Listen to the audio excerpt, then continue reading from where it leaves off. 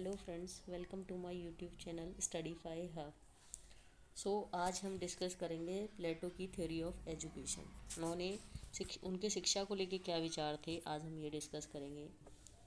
प्लेटो GSSV का जो आपका पीजीटी पॉलिटिकल साइंस का पेपर है उसके लिए बहुत इंपॉर्टेंट है। 3 वीडियो ऑलरेडी अपलोड हो चुके हैं, तो अब ये चौथा वीडियो है।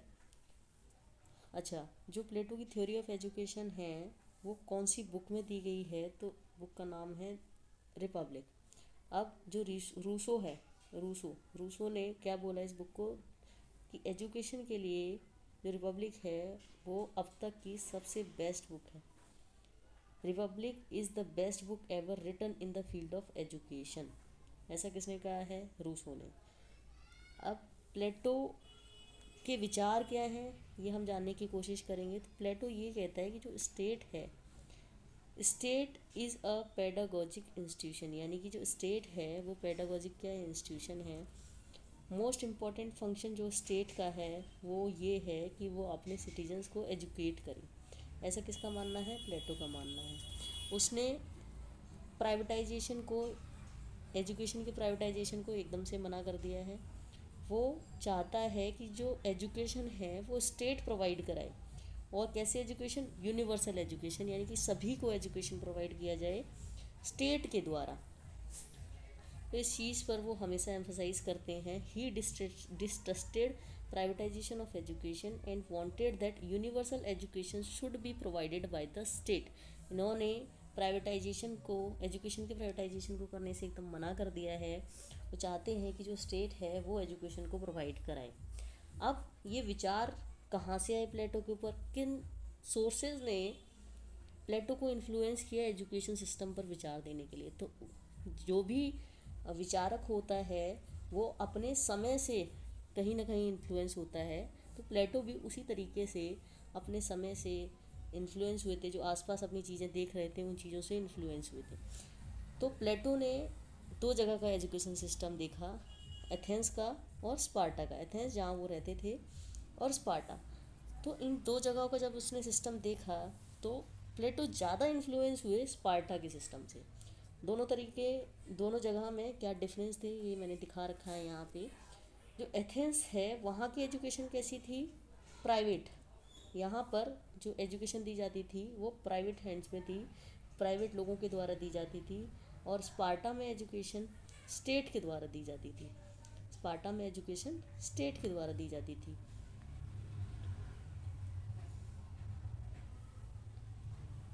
उसके बाद हम देखेंगे यहाँ पर अपरिची अप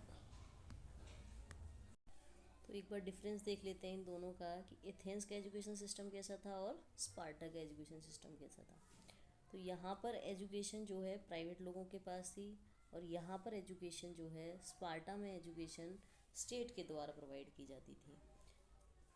एथेंस की अगर बात करें तो एजुकेशन अगर पेरेंट्स दिलाना चाहें तो ही बच्चे के पास अपॉर्चुनिटी है कि वो एजुकेशन ले सकते हैं। Opportunity to get education will and capacity of parents and guardians were needed. अगर पेरेंट्स चाहेंगे तो ही बच्चा पढ़ाई कर पाएगा, क्योंकि वहाँ पर पैसे देने होते थे। वहीं स्पार्टा में अगर देखेंगे तो यहाँ का जो एजुकेशन सिस्टम था वो एकदम फ्री था। उसके बाद एथेंस की अगर हम बात करें कि वहाँ सब्जेक्ट कौन कौन से पढ़ाए जाते थे, तो ज़्यादा एम्फेसिस किस पे होता था? फ़िलासफ़ी पे, लॉजिक पे, ज्योमेट्री। बट फिज़िकल एजुकेशन पर फोकस नहीं किया जाता था। वहीं स्पार्टा की अगर बात करें, यहाँ पर मिलिट्री एजुकेशन को कंपलसरी माना जाता था। एथेंस में फ़ीमेल को एजुकेशन अलाउड नहीं थी, ओनली मेल के लिए एजुकेशन थी। लेकिन वहीं स्पार्टा की बात करें तो यहाँ पर equal opportunity to male and female even in the military education. तो यहाँ पर इक्वल अपॉर्चुनिटी थी जहाँ पर मेल और फीमेल दोनों को ही एजुकेशन लेने का हक था। साथ में मिलिट्री एजुकेशन भी दोनों के लिए कंपलसरी थी। तो स्पार्टा के विचार, स्पार्टा के जो एजुकेशन सिस्टम था उसको प्लेटो ने उस एजुकेशन सिस्टम ने प्लेटो को बहुत ज़्यादा इन्फ्लुएंस किया। अब प्लेटो ये मानते थे, Plato believes that education should be holistic and it should integrate physical, mental as well as spiritual aspect of personality.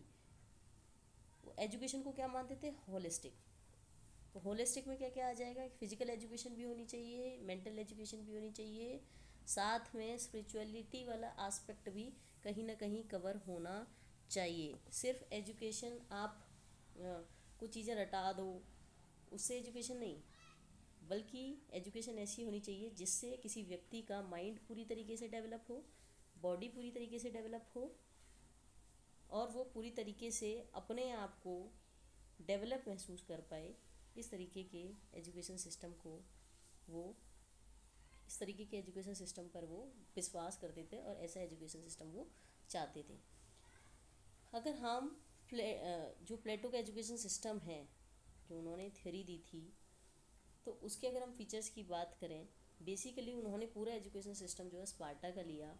उसने प्रपोज किया कि कैसी एजुकेशन होनी चाहिए, एजुकेशन होनी चाहिए स्टेट स्पॉन्सर्ड, यानी कि स्टेट के द्वारा एजुकेशन दी जानी चाहिए, जो भी पैसा खर्च होना चाहिए स्टेट के द्वारा होना चाहिए, और स्टेट का कंट्रोल एजुकेशन पर पूरा होना चाहिए, यानी जितने भी इंस्टीट्यूशंस हैं एजुकेशन के, वो सब स्टेट के कंट्रोल में होने चाहिए। साथ में उन्होंने बोला कि जो कुछ कंपलसरी सब्जेक्ट उन्होंने बताए, कौन से, मिलिट्री एजुकेशन होना ही होना चाहिए, फ़िलोसफी, ज्योमेट्री एंड लॉजिक, ये सभी कंपलसरी सब्जेक्ट्स में उन्होंने रखे। साथ में उन्होंने बोला इक्वल अपॉर्चुनिटी टू एवरीवन, सभी को एजुकेशन लेने का राइट होना चाहिए, इक्वल अपॉर्चुनिटी सबको मिलनी चाहिए। और उन्होंने क्या बोला कि एजुकेशन क्या है, एक लाइफ लॉन्ग प्रोसेस है, जिसमें उन्होंने वकालत की 50 ईयर्स ऑफ फॉर्मल एजुकेशन, कोई इंसान 50 साल तक फॉर्मल एजुकेशन ले सकता है। ऐसा स्ट्रक्चर उन्होंने एजुकेशन का बनाया, जिसमें हम देखेंगे आगे उन्होंने पूरा सिस्टम जो है, पूरे सिस्टम को उन्होंने एक्सप्लेन किया है किस तरीके से 50 ईयर तक फॉर्मल एजुकेशन ली जा सकती है। तो नेक्स्ट हम देखते हैं उनका जो एजुकेशन सिस्टम था, उन्होंने अपने एजुकेशन सिस्टम को कुछ स्टेट्स में डिवाइड किया। ठीक है, तो पहला स्टेज हम देखेंगे जिसको उन्होंने बोला प्री प्राइमरी एजुकेशन, जो कि 0 से 5 ईयर्स थी। अब 0 से 5 ईयर्स की एजुकेशन, तो इतना मतलब बच्चा बहुत छोटा होता है, 0 से 5 साल में उसको समझने के लिए उस टाइम पे तो वो एकदम ब्लैंक स्लेट होता है। ठीक है, तो वहाँ पर उन्होंने बोला कि म्यूज़िक होना चाहिए, किस लिए, to exercise mind, exercise of mind. Gymnastic होना चाहिए to develop sound body, and moral stories, बच्चों को कुछ कुछ मोरल स्टोरी सुनानी चाहिए, जिससे कि बच्चों का कैरेक्टर बिल्डिंग हो पाए, एक अच्छा कैरेक्टर उनका बिल्ड हो पाए। दूसरा इसी स्टेज के अंदर है, पहली स्टेज, इसी स्टेज के अंदर पहले स्टेज के दो भाग हैं, पहला 0 to 5 year, next primary and secondary education, ये आपका है 5 to 18 years, 5 to 18 years. First stage के ही दो पार्ट हैं, जिसमें उन्होंने प्राइमरी और सेकेंडरी एजुकेशन को रखा। इसमें बेसिक सब्जेक्ट्स पढ़ाए जाएंगे। फिर उसके बाद ये जो बेसिक सब्जेक्ट पढ़ाए जाएंगे, 18 ईयर्स पर एक एग्ज़ाम होगा, इसको पहला एग्ज़ाम माना जाएगा, और इस एग्ज़ाम में जो बच्चे फेल होते हैं वो बच्चे कैटेगरी में आ जाएंगे, प्रोड्यूसर क्लास की कैटेगरी में, यानी कि जो लोग उत्पादन करते हैं, जो लोग ट्रेडिंग करते हैं, वो सब इस कैटेगरी में शामिल हो जाएंगे, यानी कि प्रोड्यूसर क्लास में वो शामिल हो जाएंगे। दूसरा, जो बच्चे पास करते हैं वो प्रमोट हो जाएंगे फॉर फर्दर लर्निंग, यानी कि ये जहाँ पे ये फेल हो गए वो सब हो जाएंगे प्रोड्यूसर क्लास में शामिल, यानी कि वो व्यापार करेंगे, वो उत्पादन करेंगे, अगर पास हो गए तो आगे की पढ़ाई करेंगे। तो अब आगे की पढ़ाई करने के लिए सेकंड स्टेज, जिसको हायर एजुकेशन के नाम से भी जाना जाता है, हायर एजुकेशन 2 साल की, यहाँ पर 18 to 20 ईयर्स, हायर एजुकेशन में 18 to 20 ईयर्स। अब यहाँ पर कंपलसरी मिलिट्री एजुकेशन, यानी ट्रेडर्स हो गए अलग, प्रोड्यूसर क्लास हो गई अलग। अब यहाँ पर 2 साल की कंपलसरी जो है मिलिट्री एजुकेशन दी जाएगी। और फिर जब कंपलसरी मिलिट्री एजुकेशन की जो ट्रेनिंग है वो ख़त्म हो जाएगी 2 साल के अंदर, उसके बाद एक एग्ज़ाम होगा, जिसमें जो लोग फेल कर गए वो सोल्जर क्लास को क्या कर लेंगे, ज्वाइन कर लेंगे, और पास कर गए वो आगे की पढ़ाई करेंगे। तो पहले ही क्लास कौन सी हो गई, प्रोड्यूसर क्लास, दूसरी क्लास कौन सी हो गई, सोल्जर्स क्लास। अब यहाँ से पहुँचेंगे तीसरे स्टेज पर। अब तीसरे स्टेज पर 20 से तीसरे स्टेज जो है 20 से 35 साल के अंदर की है। इसमें भी दो हैं। पहली 20 से 35 साल, they will be taught philosophy and dialectics. तो यहाँ पर जब मिलिट्री ट्रेनिंग पूरी हो जाएगी, जो लोग पास कर जाएंगे उनको वो 20 से 35 साल यानी 15 साल तक पढ़ेंगे फिलोसफी और डायलेक्टिक्स। उसके बाद 35 से जो 30 से 50, 35 से 50 लिखा है यहाँ पे, 35 से 50 साल की उम्र की जो 15 साल की जो ट्रेनिंग होगी वो होगी practical training. At the age of 50 the person become the eligible to become the philosopher king. अब यहाँ पर तीसरा क्लास आता है किसका? फिलोसोफर किंग का। और यही फिलोसोफर किंग है मैन ऑफ रीज़न, यही फिलोसोफर किंग है प्लेटो का man of reason, man of reason.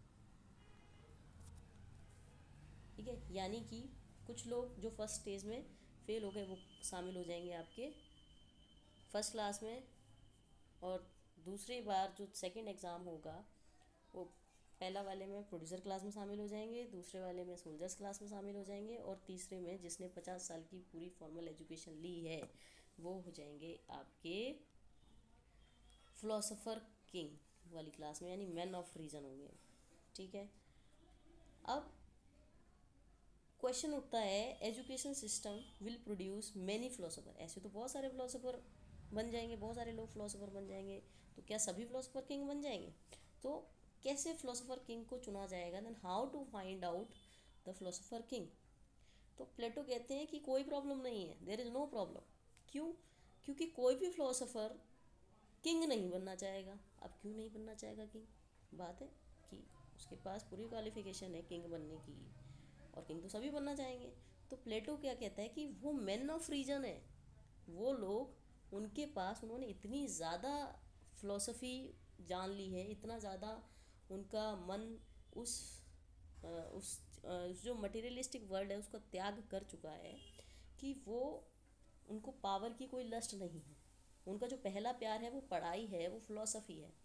उनको रूल नहीं करना, उनको पढ़ना है, उनको उस चीज़ में आनंद आता है। उन्होंने उस वर्ल्ड को जान लिया है जो रियल वर्ल्ड है, यानी कि उस आइडिया को उन्होंने जान लिया है। तो उन्होंने बोला कि वो मैन ऑफ रीजन है, उनको पावर की कोई लस्ट नहीं है, उन्हें पावर नहीं चाहिए, उनका पैर। तो प्लेटो कहते हैं कि फिलोसोफर किंग कब फिलोसोफर किंग बनेगा? जो और सारे फिलोसोफर जिन्होंने 50 साल तक फॉर्मल एजुकेशन ली है वो कब फिलोसोफर किंग बनेगा? उनमें से कौन एक बंदा फिलोसोफर किंग बनेगा? तो कहते हैं कि जो लोग हैं वो उनसे रिक्वेस्ट करेंगे, only when people have to come and request them to take the responsibility of ruler. तो जो भी लोग फिलोसोफर बनेंगे जिन्होंने 50 साल की फॉर्मल एजुकेशन ली है, उनके पास कुछ लोग आएंगे, वो उसको चुनेंगे, वो उसको रिस्पॉन्सिबिलिटी देंगे कि सर आप जो है फिलोसोफर किंग बन जाइए। तो उसमें से एक बंदा जो है वो एक्सेप्ट करेगा रूलर बनने को, रूलर की पोजीशन को एक्सेप्ट करेगा, वो भी इसलिए कि लोग चाहते हैं। ठीक है, only when people have to come and request them to take the responsibility to of ruler one of the philosopher will accept the position of the ruler reluctantly. वो इसलिए करेगा क्योंकि लोगों का भला करना है, that's it. It implies that philosopher king is symbol of knowledge and sacrifice. इससे क्या है, हम ये समझते हैं इससे कि जो फिलोसोफर किंग है वो क्या है, वो नॉलेज का सिंबल है, उसके पास बहुत सारी नॉलेज है। और वो किंग इसलिए बना क्योंकि वो देश के लोगों का भला करना चाहता है, वो अपने राज्य के लोगों का भला करना चाहता है, इसलिए उसने सेक्रीफाइस किया है किंग बनकर। अब प्लेटो एक स्टेटमेंट देते हैं, ये स्टेटमेंट आपके एग्जाम में बिल्कुल पूछी जा सकती है। स्टेटमेंट क्या है? State are best governed where the rulers are reluctant to govern rather than eager to govern. यानी कि ऐसे स्टेट पर ऐसा राज करने वाला व्यक्ति जो राज करना नहीं चाहता, वो सिर्फ लोगों के भले के लिए राज करना चाहता है, ना कि ऐसा व्यक्ति जिसको शासन करने की भूख है। तो स्टेट को कौन सा व्यक्ति बहुत अच्छे से गवर्न कर सकता है? जिसको शासन की भूख नहीं है, जो सिर्फ लोगों के भले करने के लिए, स्टेट को अच्छे से चलाने के लिए, उसकी जो तर्क शक्ति है उसका यूज़ करके बेस्ट स्टेट बनाने के लिए राज करता है, वो स्टेट सबसे बेस्ट गवर्नड होगा। तो इसलिए उन्होंने ये स्टेटमेंट दी है, ये बहुत बार पूछी जाती है. State are best governed where the rulers are reluctant to govern rather than eager to govern. ये स्टेटमेंट किसने दी है? तो answer will be Plato. So that was the story of this, that was the theory of education by Plato. That's it for today, and we will continue in the next video Plato's theory of communism. Thank you for watching and subscribe for more videos.